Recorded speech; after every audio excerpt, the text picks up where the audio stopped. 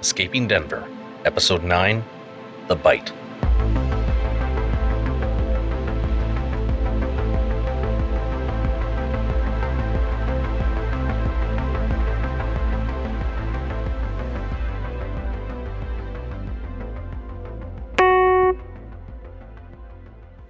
Andre's dead.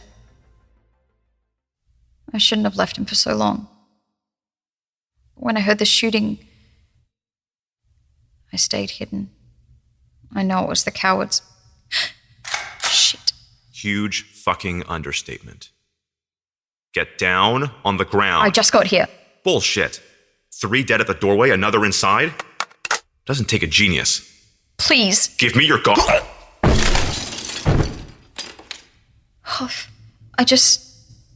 And he's dead. I just threw him across the room. 30 feet. I just threw him. What the fuck did they do to me? Back on the old rooftop. See, I needed air and figured I'd just bring you guys along with me. Where to start? Well, let's get the sad part out of the way with Andre. What a legend. I know we barely got to spend any time with him, but I genuinely feel like I know him as well as I know Noah or Sara. It's weird to hear about other aspects of this maze base. Like that Andre went up 5 floors. I didn't even know going up that high was an option for them. And what would the other floors have had? His was our first experience with a non-soldier member of the collective also, that mustache guy, the one taking notes. What was his deal? Scientist? Bait? Pissed Andre off, that's for sure. Andre with his superhuman sight. The guy could see the invisible electric walls. Definitely took the puzzle out of that level.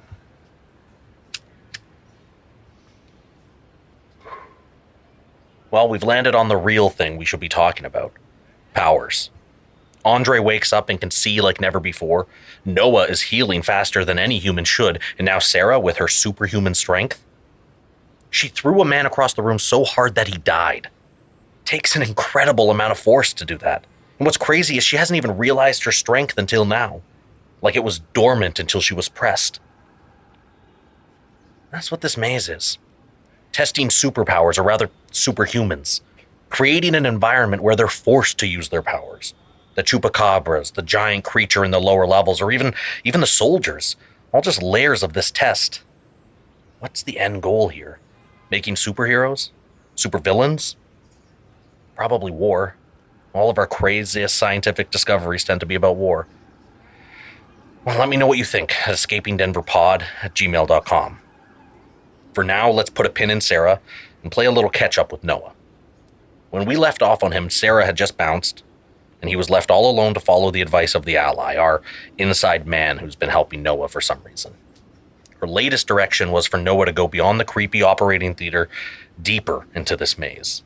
Because somehow, by continually going down, he'll eventually make his way up and out. I know. Doesn't make sense to me either.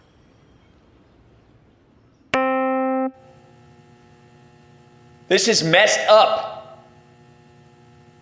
I feel like I'm on the edge of the diving board, looking down at the drop to the pool. Replaying all the worst case scenarios instead of just, jumping. What's given me pause is that I don't even know what the worst cases could be.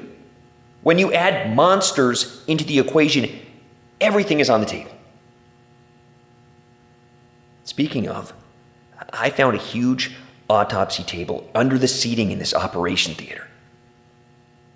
I'm sure there's a proper name for the table, but with its stainless steel finish, all I see is autopsy table. It's like 15 feet long and 6 wide. Kind of telling about how big some of these creatures might be.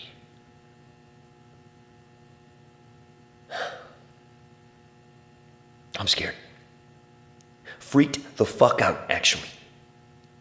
I'm standing in a space big enough to be one of those Greek theaters. Used to dissect God knows what in front of a crowd of God knows who. And what I'm afraid of is going beyond that stupid rolling door.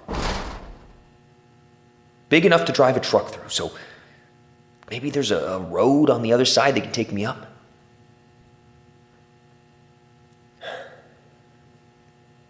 Still scared though. I rested, managed a few hours of sleep, drank some water, found a bottle to carry extra. I got my gun and its 5 precious bullets. Things are as good as they've been. Minus, Sara. My ribs feel like they've healed up already and my hand feels good as new. But something is going on here. Either way more time is passing than I think has passed, or my healing is getting pretty fast.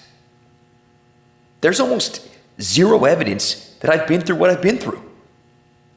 If I get out of here, people will never believe me. No battle scars.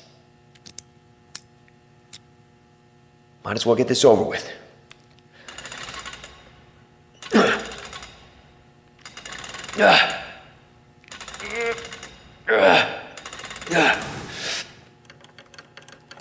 Oh, that air is so warm.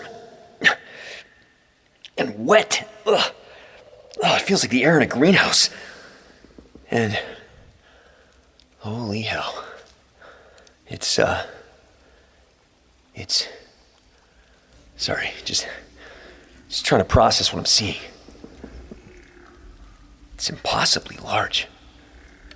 I can't even see the far side or the ceiling for that matter.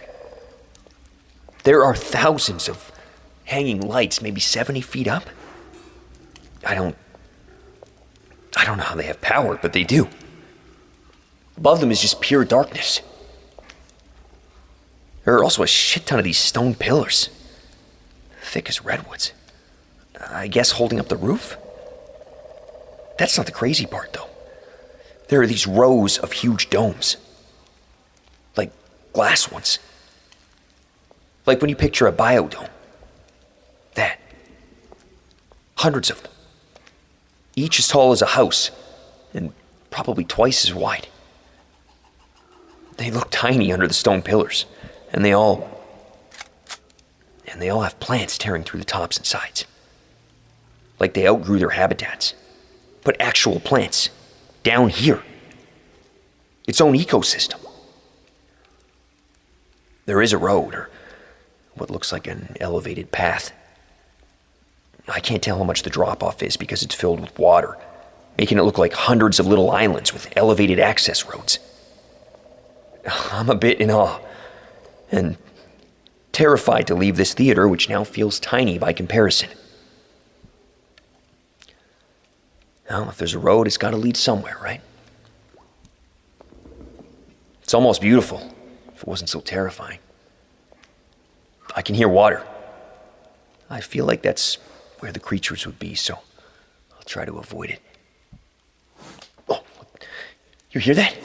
I think there's more than one. Do I play dead or something? Run! Agreed. I can't see them. Above you. Why wouldn't there be flying creatures? Next dome on your left. How can I trust you? Perfect. This dome's intact. The way the light pours through, you could swear it's daylight. Warms my face. Feels a little like a display at a museum. The interior is a sandy landscape with a lot of prickly-looking shrubs. Not the tropical feel that I was running past. As I was saying, the interior is that, and the exterior is all modern. Fire extinguishers, wall-mounted displays, even a phone.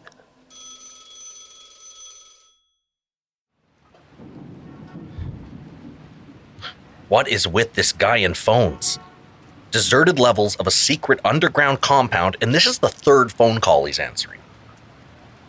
See, I know who's on the other end of the phone call, but as a thought experiment, let's chat about who we think it could be. The ally, right? She's been good at keeping tabs so far, but would that mean she's working with the voice we heard? He was the one who directed Noah to the desert dome, so he'd have to be. My instinct is that this confirms that the ally is a ruse. Another ploy by the collective, not the Bob Lazar breaking rules to get the truth out that we thought she was. And how could she be? If she has additional help, she couldn't exactly be working in secret. And with her being a fake, all the perfectly placed phones begin to make sense. That's my thought process, at least. Always a ringing phone. Hello? You were slow. Okay, so I knew it wasn't the ally. Sue me. I just needed you guys to know what I was thinking, because up until now, only the ally has been calling. And had it been her, that would change things. Instead, we get the voice who told him to run. I'm like 90% sure it's Tunnel Tarzan, because I'm not sure how many people live down here. One already feels like too many. Okay, I'll butt out now. Hello? You were slow. I didn't know where I was going. Why do you keep diving deeper into this labyrinth? In case you haven't realized, you're underground already. Down isn't going to get you up. I'm following the advice of someone on the inside. There are no friends in the test. You've been had, Noah. Then why are you helping me? Because we're not in the test. Where are we? The very heart of something that was once great. Looks like a bunch of biodomes or whatever. There are 512 domes, each with its own variety of plants and sometimes animals. I've been maintaining them. With all due respect, it's looking pretty fucking unmaintained. What the hell was chasing me? A form of primate. Like a monkey? Yes, like a monkey. But it was flying. That's why I said, like a monkey. You'll recognize most of the animals down here, but you'd never be able to name them. We can't just brush past the flying monkeys. Gliding. What? They glide. They don't fly. A distinction that doesn't fucking... Ow! Jesus! What happened? Something just bit my hand. What's something? Damn it, that stings. What bit you? This big worm thing. It was the size of a fucking sausage. Ah, God, that stings. Noah, listen to me. See the large rock formation in the center of the dome? Yeah. You need to get on top of it and lay down. What? Listen to what I'm saying. You're going to start feeling lightheaded soon and you'll pass out quicker than you think. Now move your ass to the rock. Well, fuck. Okay. Yeah, I got bit by a worm that I'm guessing is poisonous. Or venomous. Or whatever is. It hurts. My whole hand is turned red and it's swelling at the bite mark. And now I have to climb up on this stupid rock. I always have to climb one-handed. Okay, yeah, I can't climb and record. Back in a minute. Noah never wins. Ever. The guy keeps taking a beating. I knew that desert biome was too good to be true. And can we talk about the biodomes? Wait, even further back. How big is this room? I mean, really. 512 domes, each the size of a house with a lighting grid 70 feet up in the air. Caverns this big don't exist, do they? They probably do, but they probably have rivers or something running through them. This feels man-made. Like those flood protection tunnels beneath Tokyo, huge, cavernous spaces being supported by hundreds of stone pillars, each as thick as a bus. Go on, Google it. They really are underground. There's no hiding something like this from satellites. Now, the biodomes. What is going on with those? Are they growing creatures or plants or both? And why would you need that many? Unless... Why didn't I think of this before? Unless this is like some doomsday bunker and maybe they're building an ark. Of course. At least that's what it must have started as. Giant gliding monkeys didn't make it on the ark the last time around, so they're new. Neither did the chupacabra, for that matter, so... I am gonna have to sit and think on this, to be honest. It doesn't add up. Not that I was expecting it to. And now, Noah's bit by some mysterious worm, which is totally venomous. Something I'm learning is that everything down here is trying to kill you. All right. Take it away, Noah.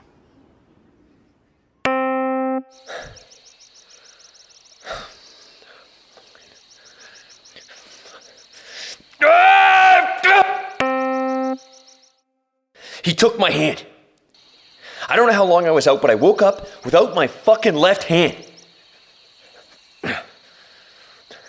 It's bandaged. I haven't had the nerve to check yet. Oh, he was nice enough to bandage it. Maybe even gave me something for the pain because it doesn't hurt unless I touch it. You have to be kidding me. No! I'm not answering it. You took my goddamn hand. The least you could do is face me. Coward. Moved me to a forest? I can't even see the glass walls. If I hadn't been laying on my back when I woke up, I would have thought the whole dome thing was a dream. But here I am, in the forest dome. I wonder what... Don't know how to answer a phone? Where are you? On my last nerve. You took my hand. You noticed. Yeah, of course I fucking noticed. Then I'm sure you've noticed that it was to save your life. Bullshit. What could I possibly need your hand for? Think. You were bit. The worm. The worm. Its bite is lethal. So yes, I cut off your hand. And what? Now I'll live? If you'd have asked me an hour ago, I would have said no. The poison had spread to your forearm. It had gone gray. So I left you here where it was peaceful, presumably to die. Then you screamed. I woke up without my hand. I feel like we're just going in circles. Point is, you should be dead. Oh, yeah, I've noticed that too. This place keeps kicking the shit on me, but I keep bouncing back. You're healing fast. You could say that. How fast? I don't know. Fast. Very fucking fast. I didn't know they were this close. If you're healing, then maybe they... Who are they? You know exactly who they are. The Collective. Hey, what do you mean? Oh, it's locked. Locked me in. All right, fine. Let's see how you handle this rock. Now you lock me in? You gave me no choice. I've literally done nothing to you. I know, and it's not fair. But they're getting close to the end goal. If you're any proof of what they're up to. So? What's their end goal? I don't understand. I'm just some guy who got taken. No. You might be able to open it. Open what? I'm sorry. I just can't let that happen. Can't let what happen? You're gonna need to give me something, or I'm gonna bust the glass and walk out of here. That glass is taking bullets without breaking. I'm confident it can take whatever you can throw at it. So I'm helpless. No. You're dangerous. Far more dangerous than you could imagine. It's left me with a tough decision to make. Whether or not you let me go? Whether or not I let you live.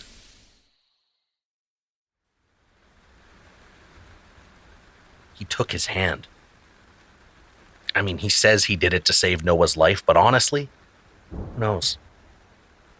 I looked for a worm that is venomous enough to kill you, but didn't come up with much beyond leeches and bloodworms. I mean, there is this legless amphibian that looks a little bit like a worm. Caecilians, if I'm saying that right. Anyways, they're worm-like and have venom glands. But I don't think it's enough to kill a man. Definitely not enough to warrant the drastic decision to lop off his hand. If Noah really does heal fast, this will certainly be a test for it. And as if the hand wasn't enough, our tunnel Tarzan used the troubling statement, "You might be able to open it." Open what? A chest? A door? Some sort of puzzle box? And why Noah? How could healing help you open a thing? I can't quite wrap my head around it. And so now Noah is basically a prisoner again, with one hand, waiting to see if Tunnel Tarzan will let him live. Noah doesn't just dip a toe. When he's in it, he is in it. If you're a zoologist and want to let me know what bit Noah, please shoot me an email to escapingdenverpod@gmail.com. Thank you to Curious Cast for helping to get these messages out, and come back in a couple of weeks for another episode of Escaping Denver.